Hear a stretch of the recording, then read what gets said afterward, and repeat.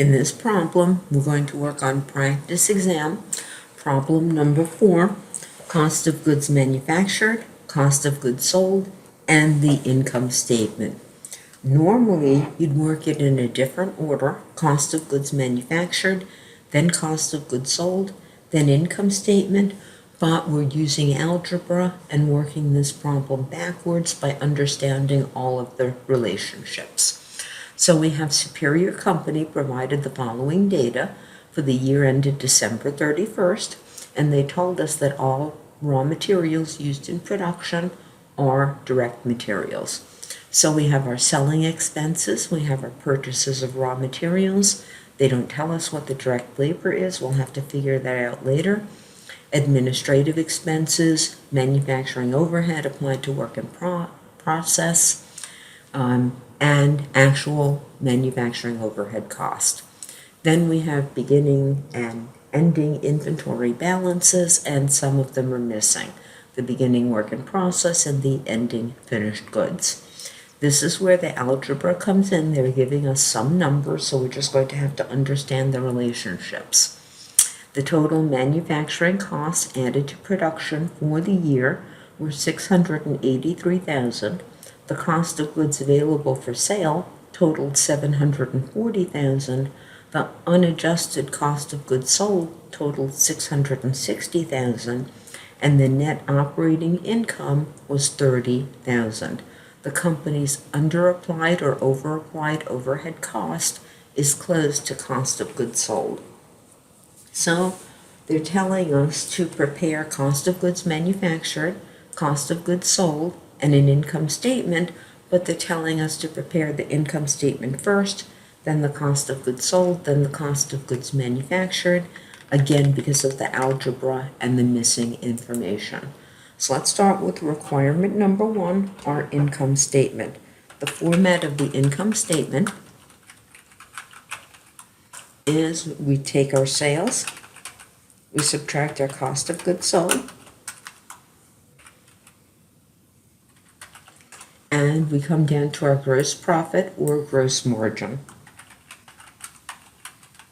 From our gross profit, we subtract our selling expenses, we subtract our administrative expenses,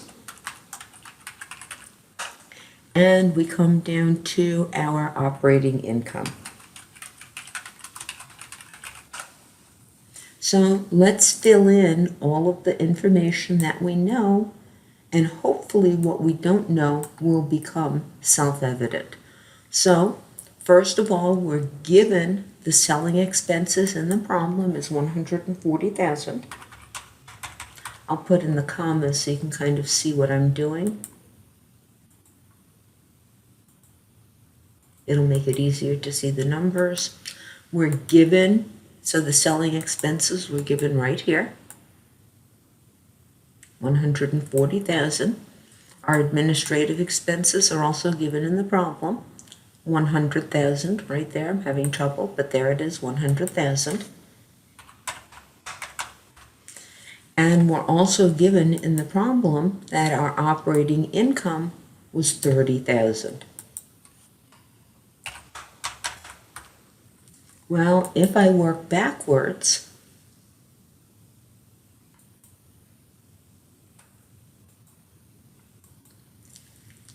gross profit minus the selling minus the administrative is going to equal the operating income. So our gross profit has to equal the 30 plus the 100 plus the 140, because it's just an algebraic relationship. If A minus B minus C equals D, then I add, it should be a C, excuse me. If A minus B minus C equals D, then I just add B and C to both sides. So A has to equal B plus C plus D. It's just an algebraic relationship. So my gross profit has to be the 30,000 plus the 100,000 plus the 140,000 which would equal 270, and we can check that number. If I take 270,000, subtract 140,000, and subtract 100,000, notice I come down to the same 30,000. So I now have my gross profit. Now that I've calculated my gross profit, as long as I know one of either cost of goods sold or the sales, I know the other one. I don't have to know both.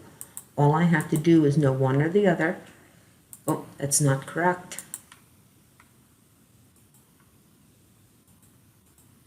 That should be there.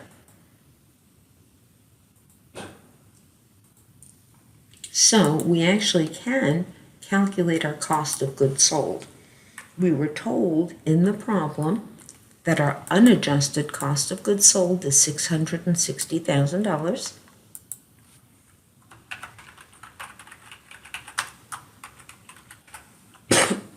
Excuse me. And then we just have to add or subtract the under or over applied overhead. So let's talk about under and over applied overhead.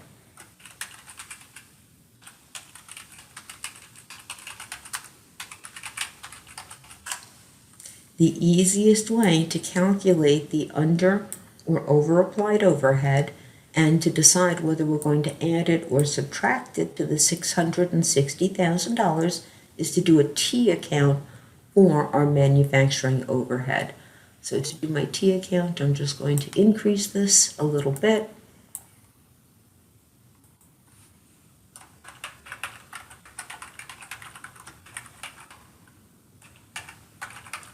I'm just creating a T account down here. So I have my bottom border and my left-hand border. So now if we remember how manufacturing overhead works, the actual costs are debited to manufacturing overhead and the applied costs are credited to the manufacturing overhead account. So we're told in the problem that the manufacturing overhead applied to work in process is $285,000. And we're told that the actual manufacturing overhead cost is $270,000. Now the over and under relate to the applied. So in this case, because applied is over the actual, because applied is greater than the actual, this amount is over applied,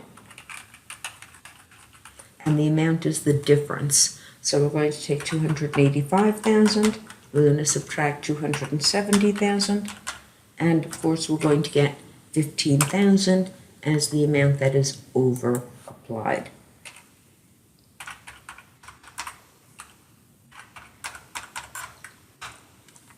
Now, because it's over applied, that means that we applied too much. So to correct it, we're going to have to subtract from cost of goods sold. If we applied too little, we would have to add, but because we applied too much, we put too much overhead into the cost of goods sold, we have to take some away. So we have to subtract from cost of goods sold. So from our cost of goods sold, we're going to subtract out the negative 15,000 for our under and over applied overhead, and taking 660,000 and subtracting 15,000 gives us 645,000 for our adjusted cost of goods sold. So 645,000 is our cost of goods sold. In fact, I should put that in as a negative number. So our sales by algebra have to be 270,000 plus 645,000.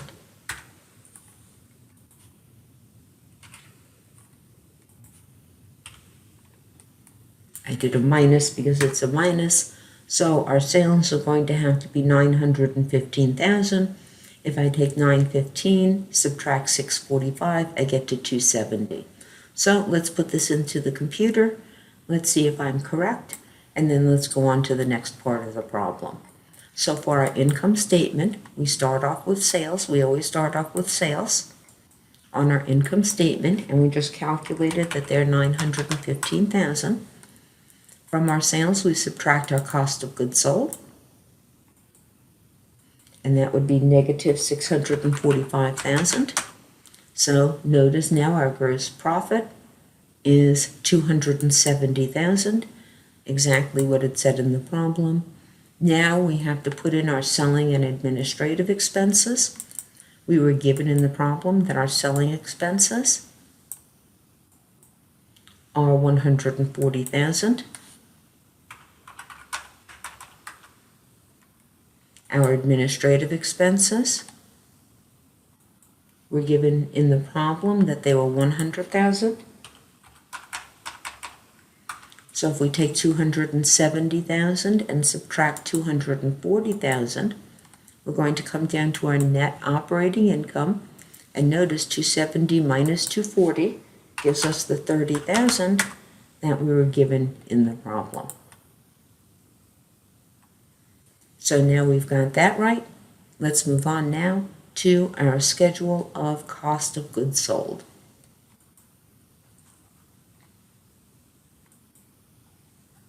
So to move on to our schedule of cost of goods sold, I'll just scroll down to have a blank canvas over here. For our schedule of cost of goods sold, we start off with our beginning finished goods inventory.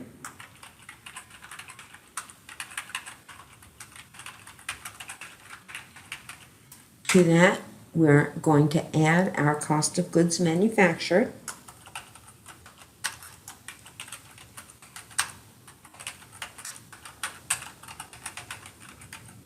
We subtract out our ending finished goods inventory.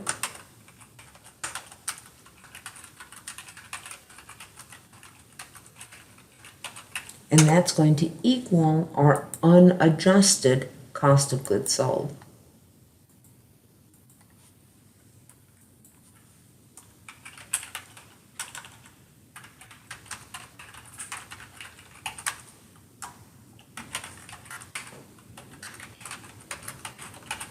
Okay, so let's start filling in all of the information that we know. So, we know that our beginning finished goods inventory is $50,000. Once again, I'll put in the commas to make it a little bit easier for you to read the numbers. We don't know right now what our cost of goods manufactured is. We don't know what our ending finished goods inventory is, but we were told that the unadjusted cost of goods sold totaled $660,000. So we do know that our unadjusted cost of goods sold, $660,000. Now we have to understand the relationships to figure out one of those two numbers. Now, we are also told in the problem that the cost of goods available for sale totaled $740,000. So we have to understand the relationships. Our beginning finished goods inventory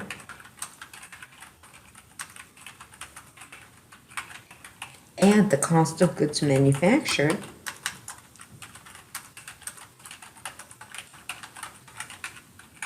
is going to equal the cost of goods available for sale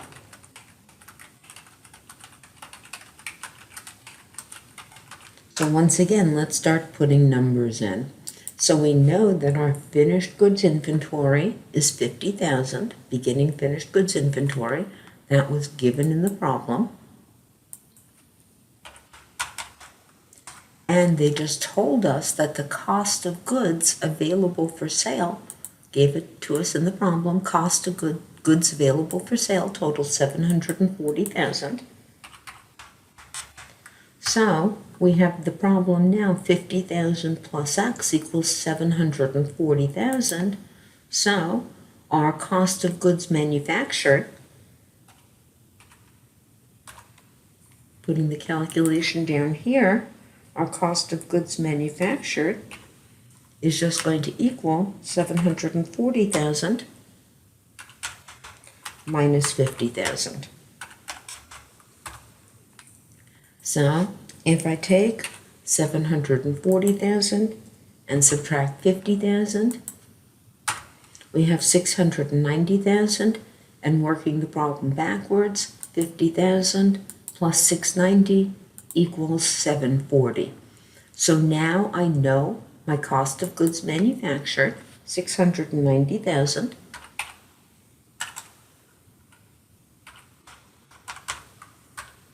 so now I can figure out my ending finished goods inventory from this relationship.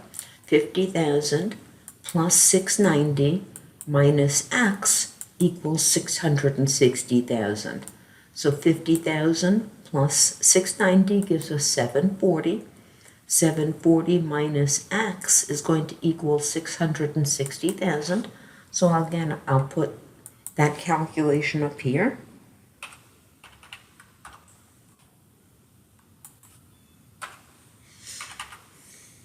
So we take 50,000, add 690,000, subtract out the ending finished goods, and that's going to equal 660,000. So combining like terms, 50 plus 690 is 740,000. Subtract out the finished goods inventory is going to equal 660,000. So the finished goods inventory is going to equal 740,000 minus 660,000, which should equal 80,000.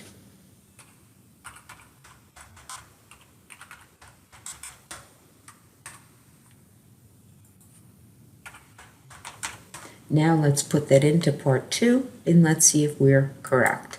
So for our schedule of cost of goods sold, we start off with our beginning finished goods inventory. To that we add our cost of goods manufactured. The sum total of that is going to equal our cost of goods available for sale. From our cost of goods available for sale, we subtract out our ending finished goods inventory to come down to our cost of goods sold, which is unadjusted. To that, we add the under or over applied overhead. We actually calculated that already, and we decided that our overhead was over applied. So we adjust that with our over applied overhead, and we have to subtract out our over applied overhead to come down to our adjusted cost of goods sold. So we have our beginning finished goods inventory is 50,000. Cost of goods manufactured is 690,000. Add that together, our cost of goods available for sale, 740,000. Subtract out the 80,000. We have our unadjusted cost of goods sold is 660,000. We subtract out our over applied overhead, and notice how we have our adjusted cost of goods sold as $645,000.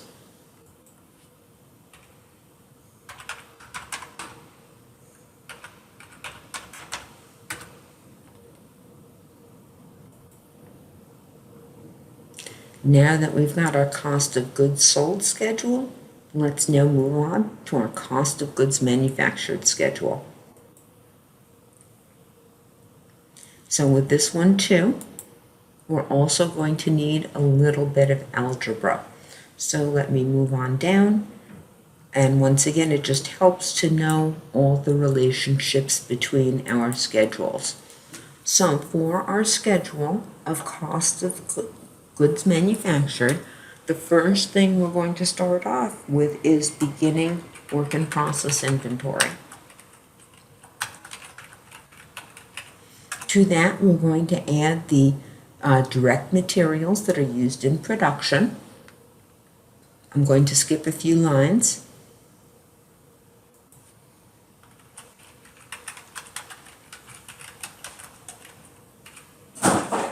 Then we add our direct labor. Then we're going to add our manufacturing overhead applied.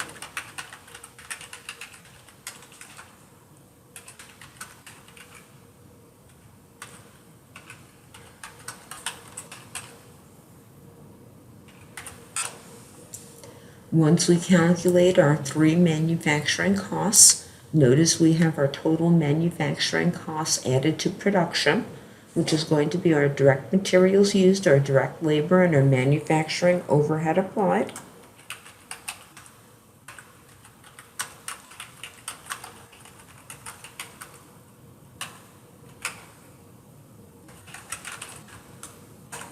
Then we have our total manufacturing costs to account for. That just adds the beginning work in process inventory.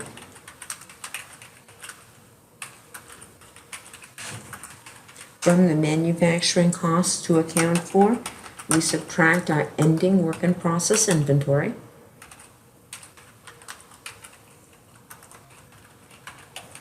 To come down to our cost of goods manufactured. So let's start off and put everything into the correct columns. And I think ahead of time, I'll also do this column so you can see the commas.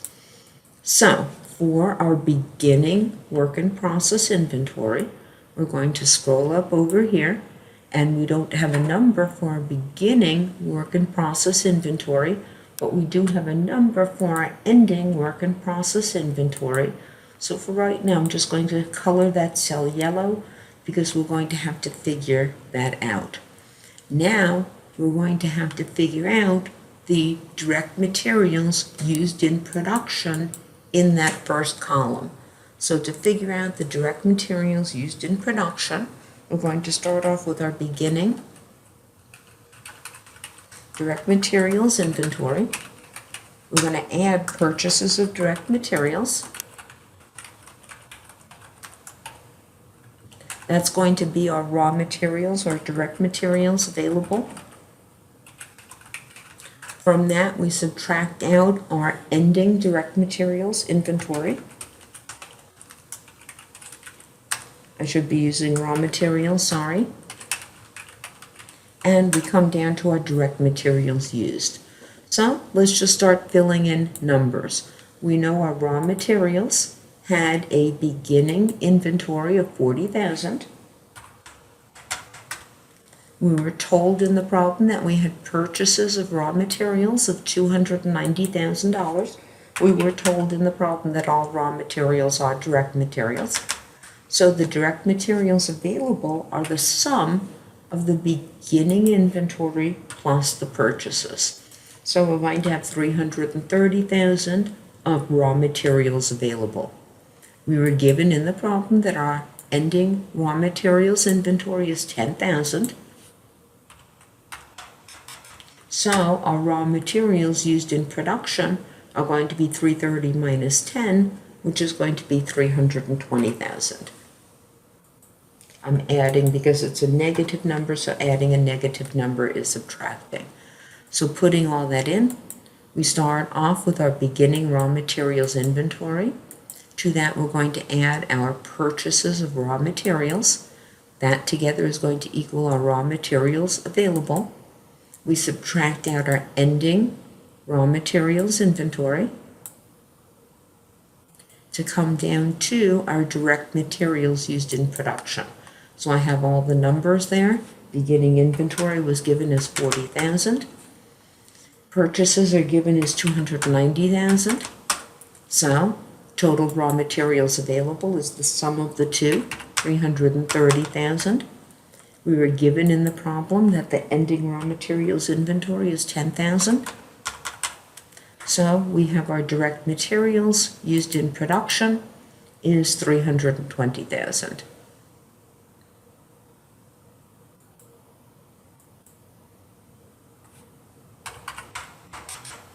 Now to our direct materials used in production, we have to add the direct labor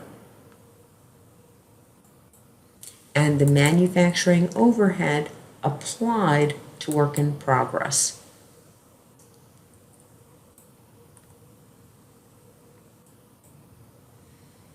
Okay, so when we scroll up, we do not know what our direct labor is, but we do know what our manufacturing overhead applied to work in progress is, $285,000.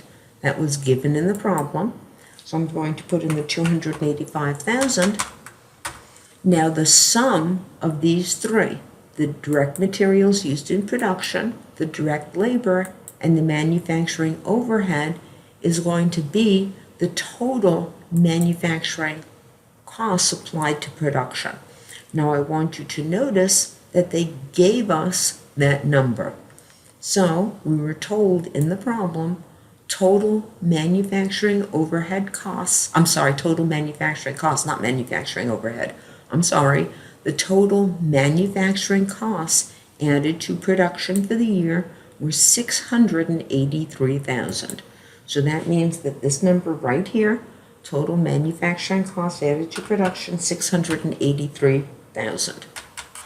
So using that to figure out what our direct labor is, our direct materials used in production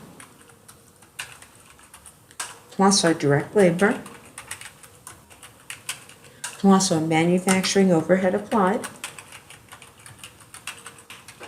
Those are the total manufacturing costs added to production.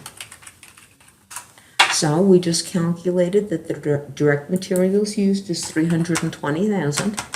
We don't know what the direct labor is, but we were given in the problem that the manufacturing overhead applied was $285,000, and we're told that the total of those three are $683,000. So by algebra, the direct labor has to be $683,000 minus $285,000 minus $320,000.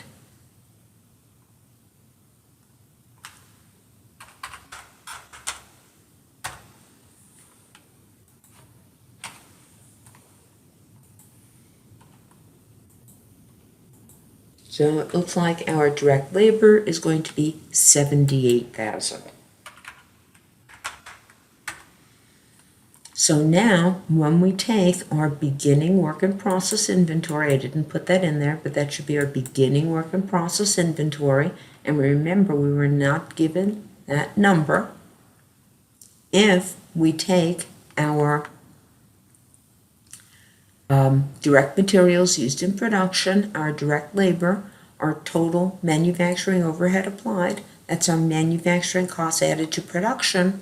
If we take our beginning work in process and add our total manufacturing costs applied to production, we have our total manufacturing costs to account for, as you can see down here.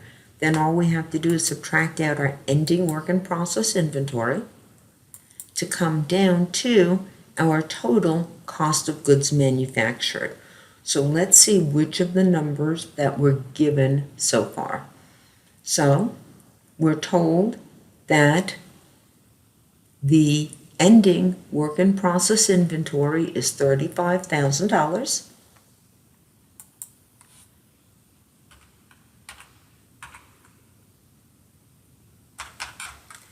And now we have to go to the previous schedule. If we go to our cost of goods sold schedule for a moment, we're going to notice that our cost of goods manufactured is $690,000. We figured that out from part 1. It's right here, right? Cost of goods manufactured, $690,000.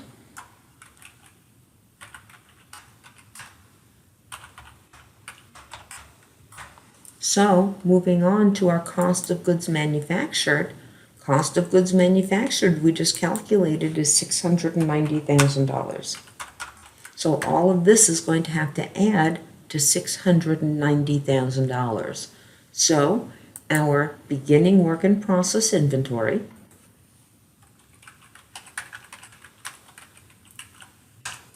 add our add our total manufacturing costs added to production. Sorry, I was reading the wrong line. Add the total manufacturing costs added to production.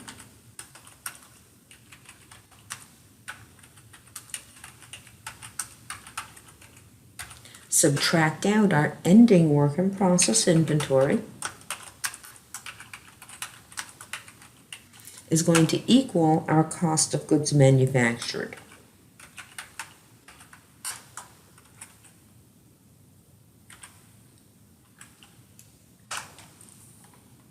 So, we were given most of the numbers. We don't know our beginning work in process, but we do know our total manufacturing costs added to production, which is $683,000. We know our ending work in process is $35,000.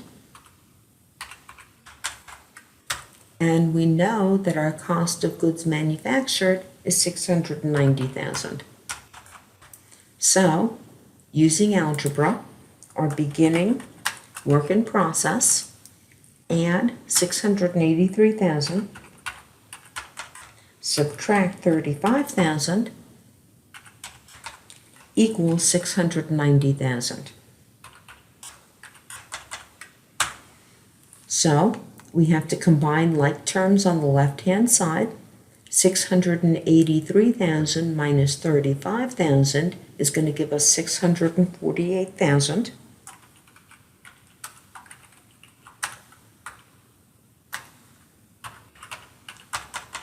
Is going to equal $690,000. So our beginning work in process is going to equal $690,000 minus $648,000.